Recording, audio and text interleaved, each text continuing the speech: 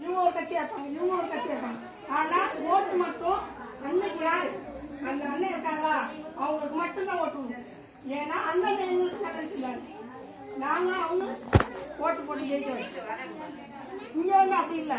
இந்த வாட்டி நான் எலெக்ஷனுக்கு யாருக்குமே ஓட்டு போடக்கூடாது. எதுக்காக ஓட்டு போடணும்? மக்களோட தேவைகளை அறிந்து செய்யாத அரசாங்கத்துக்கு நம்ம ஏன் ஓட்டு போடணும்? எதுவுமே கிடையாது, ரோடு கிடையாது, தண்ணி வசதி கிடையாது, ஸ்ட்ரீட் லைட்டு இப்ப குறைஞ்ச நாளாதான் இருக்கு. 5 வருஷத்துக்கு இல்லையா குறைஞ்ச நாளாதான் ஸ்ட்ரீட் லைட். சரி, இப்ப கேக்குறீங்களா எல்லாம் சேர்ந்து நடு ரோட்ல உட்கார வேண்டியது, லைட் போடு, தண்ணி உட்காந்துருக்கேன். இந்த தெருவுல தண்ணி வரலைன்னா வாங்க எல்லாரும் போவோம். ஏன் இனிமேல் நாங்க போவேன்? அது ஒரு அசிங்கம் இல்லையா? எதுக்காக அரசாங்கம் இருக்கு, எதுக்காக நகராட்சி இருக்கு? பொம்பளைங்க எல்லாம் போய் தெருவுல நிக்க போயிருக்கு. கல்யாணம் சாவு இதேதான் எலெக்ஷன் இருக்கு.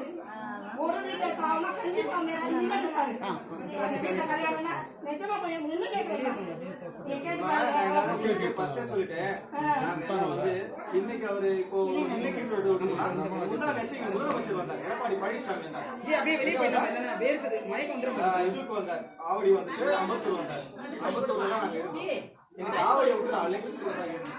ஏன்னா இந்த தொகுதியோட எனக்கு முக்கியமா இருக்கு.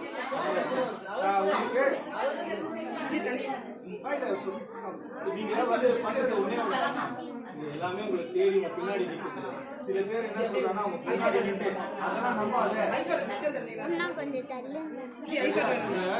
நீங்க எல்லாமே இருக்க ஓப்பனா சொல்ல போனா நகராட்சியில தண்ணி வரல, நகராட்சியில போன் தண்ணி இருக்கு, லாரிங்க நிறைய மாசம் நம்ம சும்மா செய்யல.